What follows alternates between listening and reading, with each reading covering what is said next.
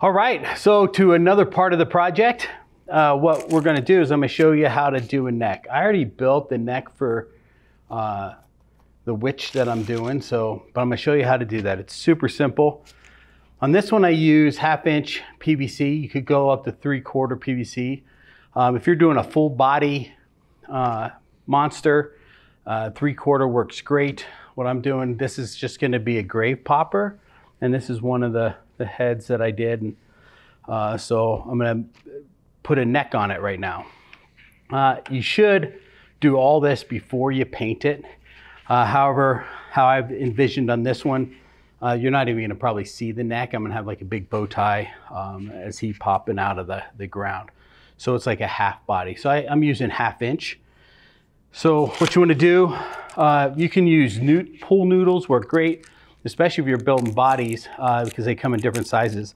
This is just, some insulation foam that you can use for pipes. So you just cut it. I also angled it so you can go up.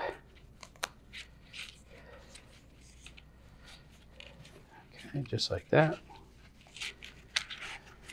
All right. Okay, put that to the side for right now. So what you're gonna need to do this is a technique that I've learned that works incredibly well. I use plastic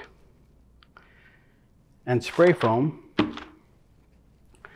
and you could do some sculpting when you use this. The trick is that you have to wet. This is kind of like paint, a real thin paint drop cloth or plastic, but grocery bag plastic works the same, so you can use that too. I just like using the bigger sheets because this can be very messy.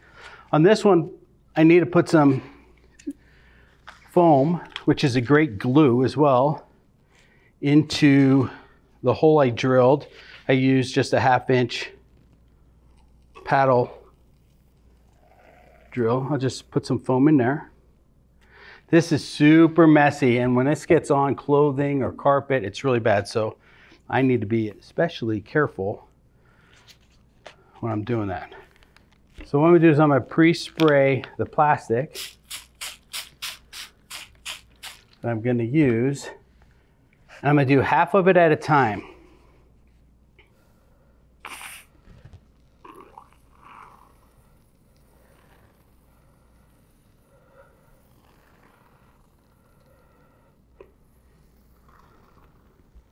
I always make the neck a little longer than what I think is needed because I can always cut it off later.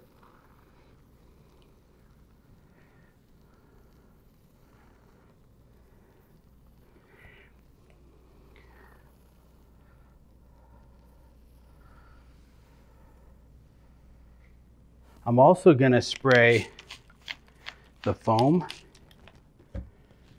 Helps activate it. Then I'm going to just put the plastic over the top. And just for a little bit, I'm just going to let it expand a little bit. You can manipulate the foam a little bit. It's a little better when it starts to cure. It'll start expanding, and that's when you can really start manipulating the foam and actually start sculpting the spray foam. Again, just look at the muscles in your neck or someone else's neck, and you can try to replicate that. You can sculpt in like an Adam's apple, or you can also use 45 elbows with the PVC to give it a, where the neck or the head is cocked to the side. On this one, I'm keeping the head straight up and down. And even if it comes in too big or too large, you can use a razor knife to trim down the spray styrofoam. Sculpt it with the razor knife. And then you can, get more definition out by using, that paper mache clay if you want real definition into the neck, just like you would do with the head. So once it gets, you'll see it start tacking up where it'll peel off. Make sure you keep your rubber gloves on because this stuff is sticky, right? pull that off.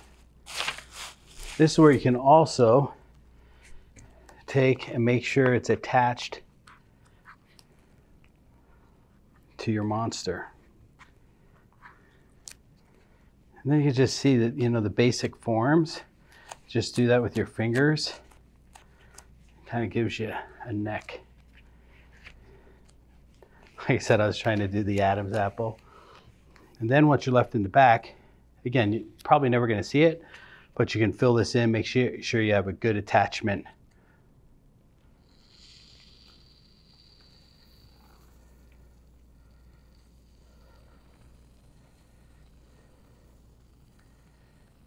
The same process.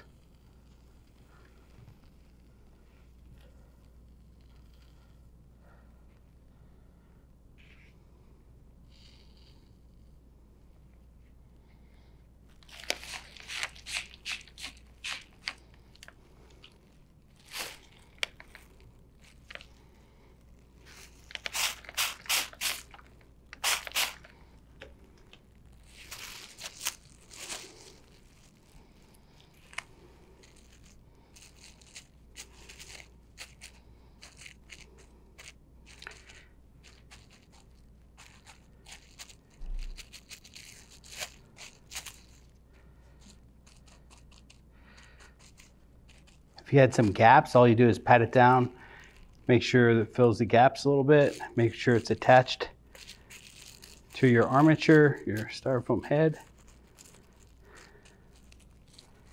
Just let it sit until it starts curing and expanding. And I think the water does help it cure a little faster as well. So, all right. So that's all you need to do when you make a neck for your creature.